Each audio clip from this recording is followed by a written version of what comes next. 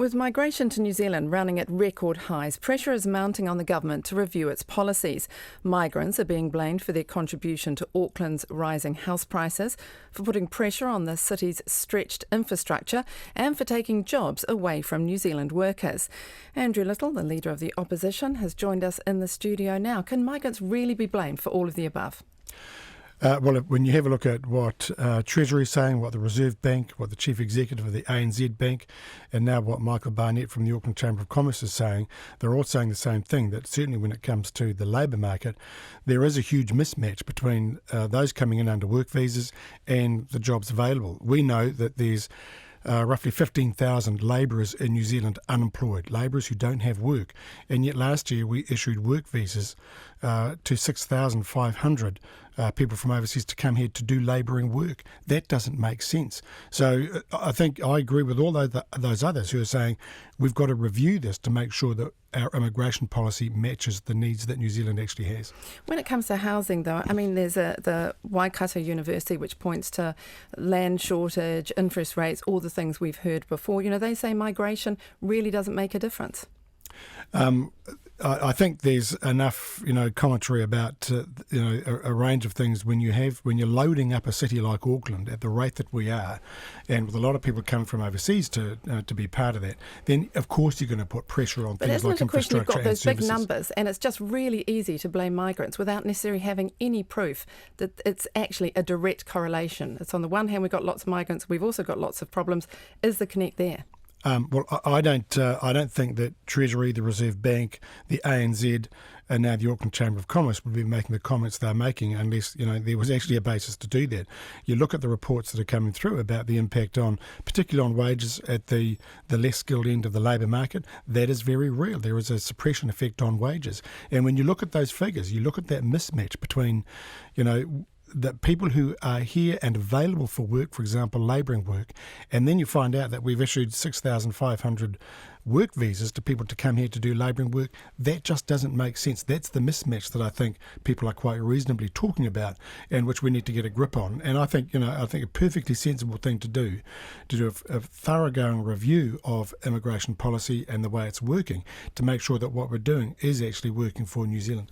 Well, all those comments you point to, they are reasonably general, saying we need to have a look at what's going on. I mean, if you were the one who was making those decisions, who would you decide to leave out? We give a lot of visas to students, for example, but it's a big industry for New Zealand, and a pathway to residency is part of that industry.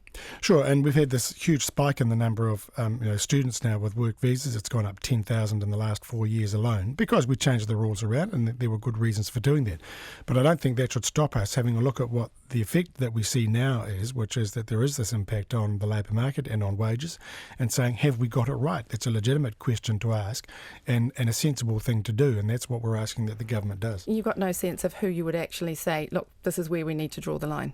Well, I think you can have a look at the effects that we're now seeing materialising, and we're seeing, the fact that we have people out of work as labourers and we're issuing all these work visas for people to come and do labouring work. We can have a look at that and say, this is not right. Now, how the measures you then put in place to deal with that so you're not getting that mismatch again, I mean, then that's the process of the review. It's a mismatch, but people say that New Zealanders won't take those jobs. They're going spare. They can't get people to do them. They need to bring in people from overseas. So people say that, but that's very general too. So that's why I think we do need to have a review and look at whether the rules that we got are working correctly. And I think, as somebody in my previous role dealing with, their skills shortages lists, I always found that it was very easy for some employers and industries to get occupations on the skills shortages list, but darn near impossible to get anything off it. And I think we just need to say the rules are having an impact now that what wasn't what was intended. Let's have a look at it, see how it's working, see what needs to be tweaked to make sure that we have immigration that's working for New Zealand. So some sort of review. While we've got in the studio here, if I could just turn to cannabis, we had that survey out from the Drug Foundation showing support, a majority support now for approving medicinal use and decriminalising. Are you going to run a referendum? You suggested earlier last week that you might run a referendum on the whole cannabis issue. Will you? I was asked whether a referendum was possible. It's certainly not this is not an issue that I give a great deal of priority to. We have no plan for it. Well, yeah, I think what we actually need is a public debate. I just bring my own personal experience after when I was advocating for working people affected by workplace alcohol and drug testing practices. I did hundreds of hours of research and reading into this issue, and the conclusion that I reached about cannabis is that there are negative health effects for young people, young brains, young minds. The brain is still developing up until the early 20s, and this is not greater liberalisation of cannabis is not going to help when it comes to potential health effects there. So not a priority for you at the moment. I have deep discomfort about greater liberalisation of cannabis generally. We are fully supportive of, in fact, the Labor Party has a members' bill to allow cannabis products in for medicinal and therapeutic uses. No question about that. But broader liberalisation simply not something I'm particularly fussed about. Are you worried about the sort of, I suppose, backlash? The Prime Minister yesterday said people wouldn't want tinny houses at the bottom of their streets.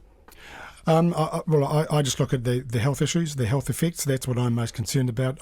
All of our policies that we're talking about right now is about actually ensuring we've got opportunity for young people, that there is a future for them. The last thing I'm frankly lying awake at night thinking about is liberalisation of cannabis. The things that do keep me awake at night are the fact that we've got 87,000 young people not in education, employment or training. We've got to fix that problem. Right. That's the priority, not these other things. Thank you very much for your time. That's Labour leader Andrew Little.